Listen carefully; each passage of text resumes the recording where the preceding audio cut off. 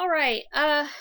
So widespread violence in the period between 1200 and 1000 BCE had weakened or obliterated populations in the eastern Mediterranean.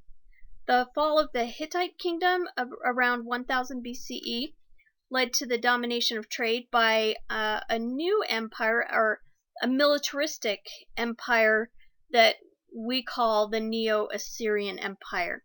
The Neo-Assyrians, whose main strike force consisted of infantry with siege equipment and chariots, subjugated neighboring territories to bring in revenue.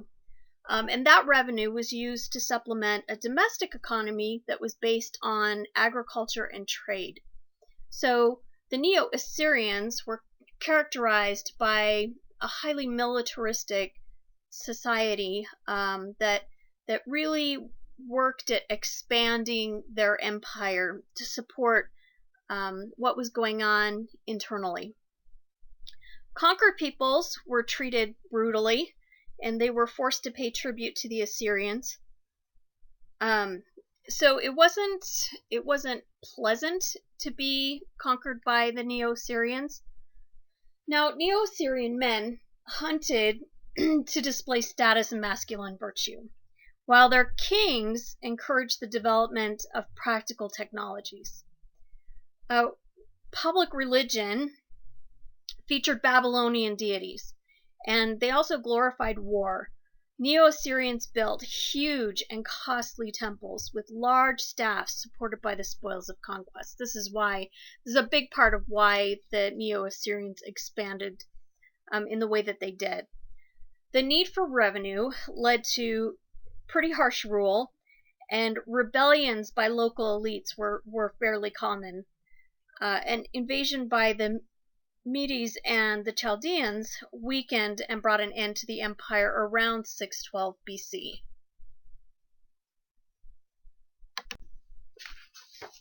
Okay, so here we have a map that shows Neo-Assyrian expansion over a couple of centuries. So we can see in the dark green how small initially it was, and how over time it expanded much beyond its original borders. We can see that it's gone into Europe, down into Egypt by the 7th century BCE.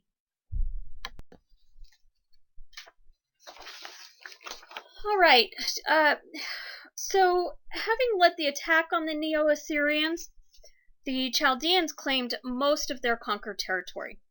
They established the powerful Neo-Babylonian Empire around 600 BCE. They built elaborate structures, including a huge city gate at Babylon.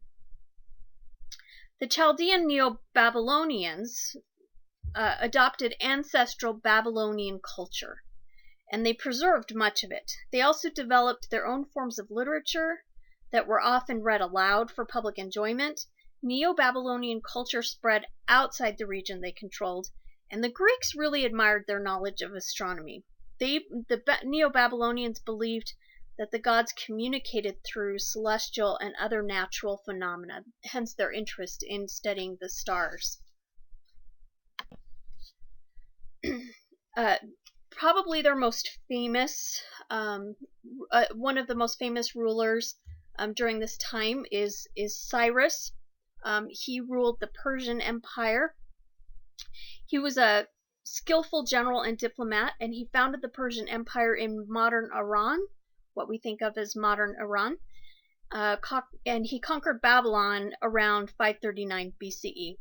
He presented himself as a protector of traditional religion, and his successors expanded Persian strength through military conquest and continued cultural toleration. So the Persians were very different from the Neo-Assyrians in the sense that they were much more tolerant of the people that they conquered, and allowed life to go on pretty much the same as it had before the Persians exerted control over these territories.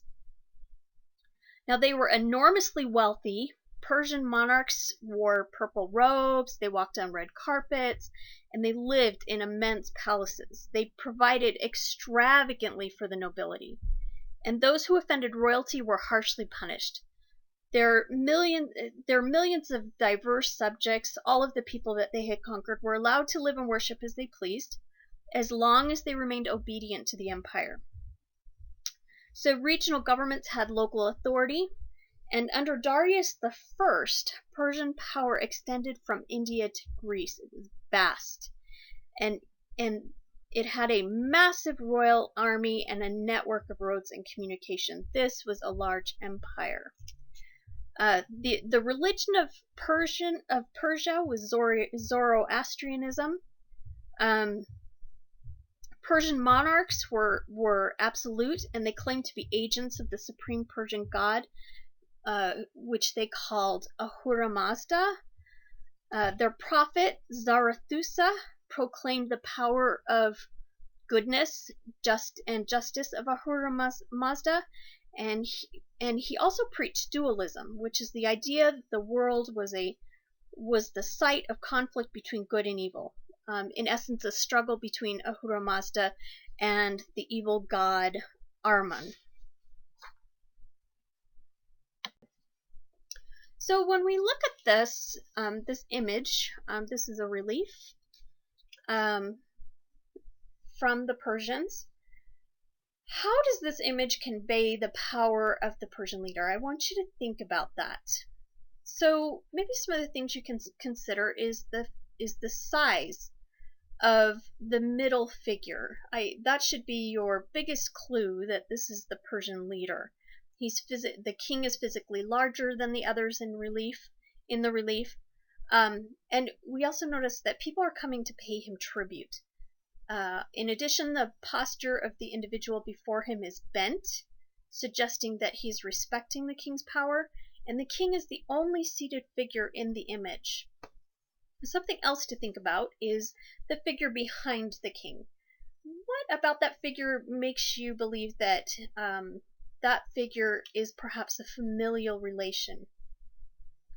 You might notice that they have very similar physical appearances, such as their hair, their beard, and so on. And both appear to be holding a similar chalice. So here is a map of the Persian Empire. In purple, we can see the Persian homeland around 550 BCE. And again, as already discussed, Darius I greatly expanded the empire, and so we can see that it extends from Greece clear over to the Indus River on the right in the east. Okay, so on to the Israelites. So the Hebrew Bible has been enormously influential in the West, but neither it nor archaeology provide definitive information about Hebrew origins. We really don't know precisely where the Hebrews came from. According to the Bible, the patriarch Abraham migrated from Ur in Mesopotamia to Canaan, where the Hebrews lived as semi-nomadic tribes. Famine drove Abraham's son Isaac to Egypt, and the Jews may have been established there by the 17th or 16th centuries BCE, when they were eventually enslaved, so they have been there for a long time. Although there is no solid evidence for the events described in the biblical book of Exodus, according to this account, the Israelite deity Yahweh instructed Moses to lead the Israelites out of Egypt in defiance of the Pharaoh and destroyed the Pharaoh's army. This is a very famous story if you haven't heard it before. Yahweh is then believed to have made a covenant with the Jewish people, revealing himself and his laws to Moses on Mount Sinai and promising to make them his chosen people in return for their acknowledgement of his laws and his position as the only God. So here we see monotheism. The laws laid out in the Bible for the Israelites to follow included numerous laws for righteous living, including the Ten Commandments. Some of the laws shared form and content with earlier Mesopotamian laws, including such things as their concern for the poor. However, They were unusual in that they applied the same rules and punishments to all, regardless of social class. So you'll recall that among other peoples, it tended to depend on your own social status. If somebody harmed you, what type of punishment they were given. So if you were greater social status, the penalty would be more severe. So by the 11th century, the Israelites were back in Canaan under the rule of their first monarch, whose name was Saul, and as well as his successors David and Solomon, who established a wealthy kingdom with a temple in Jerusalem as its religious center. After Solomon's death, the Israelite Kingdom split into Israel in the north and Judah in the south, so we have two kingdoms. The Assyrians destroyed Israel in 722 BCE and deported its entire population. So this is another example of diaspora among of the Israelite people, of the Hebrews. In 597 BCE, the Babylonians destroyed Judah. Capturing the capital of Jerusalem, they destroyed the temple and banished the community leaders and much of the population to Babylon.